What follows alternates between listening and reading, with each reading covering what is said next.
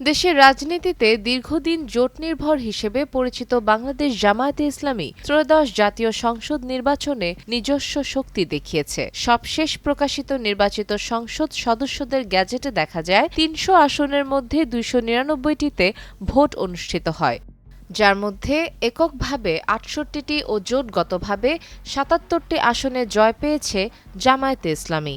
সরকার গঠন না করলেও বিরোধী দলে যাচ্ছে জামায়াত। বিএনপি এককভাবে ২০৯ ও জোটগতভাবে ২১২ আসনে জয় পেয়েছে। অন্যদিকে বাংলাদেশ জামায়াতে ইসলামী এককভাবে ৬৮টি আসনে জয় পেয়ে বড় রাজনৈতিক বার্তা দিয়েছে।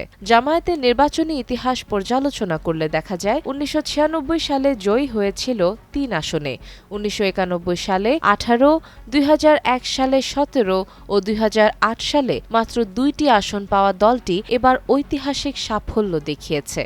১৭ বছর পর নিজ নেতৃত্বে জোট গড়ে বিএনপির বিরুদ্ধে লড়ে জোটগতভাবে ৭৭ আসন অর্জনকে বিশ্লেষকেরা বড় উত্থান হিসেবে দেখছেন। এবার বড় সাফল্য দেখিয়েছে জামায়াতে ইসলামী। ঢাকা মহানগরের ১৫টি আসনের মধ্যে ৬টি আসন ঢাকা ৪, ৫, ১২, ১৪, ১৫ ও ১৬তে জয় পেয়েছে দলটি। জোটের প্রার্থী ও এনসিপির আহ্বায়ক নাহিদ ইসলাম জয়ী হয়েছেন ঢাকা ১১ আসনে। আরও ৫টি আসনে তুমুল লড়াই হয়েছে। ঢাকা ১০-এ ৩,৩০০ ও ঢাকা ৭-এ ৬,১৮৩ ভোটে হেরেছে জামায়াত। অন্যান্য আসনেও উল্লেখযোগ্য ভোট পেয়েছে দলটি।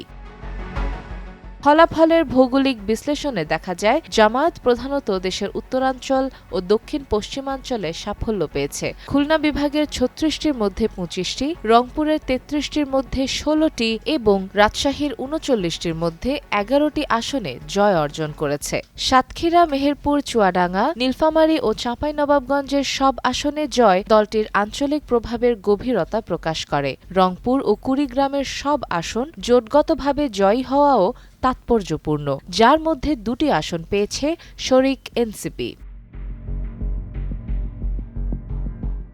তবে ঢাকা ও চট্টগ্রাম বিভাগে বিএনপি এগিয়ে। ঢাকার ৭০টির মধ্যে ৮টি এবং চট্টগ্রামের ৫৮টির মধ্যে ৩টি আসনে জামায়াত এককভাবে জয় পেয়েছে। সিলেট বিভাগের ১৯টি আসনের মধ্যে কেবল জোটের শরিক খেলাফত মজলিস একটি আসন পেয়েছে। বিশ্লেষকদের মতে বাংলাদেশ জামায়াতে ইসলামী রক্ষণশীল ডানপন্থী পরিচয় ঝেড়ে মধ্য ডানপন্থী দল হিসেবে আত্মপ্রকাশের কৌশল নিয়েছে এবং এতে উল্লেখযোগ্য সাফল্য পেয়েছে। পাশাপাশি ক্ষমতামুখী নয়, পরিবর্তনমুখী শক্তি হিসেবে নিজেদের উপস্থাপন করে তরুণদের মধ্যেও প্রভাব বিস্তার করেছে। তবে বিএনপির মহাসচিব মির্জা ফখরুল ইসলাম আলমগীর মনে করেন দীর্ঘ ১৫ বছর ফ্যাসিস্ট শাসন ছিল।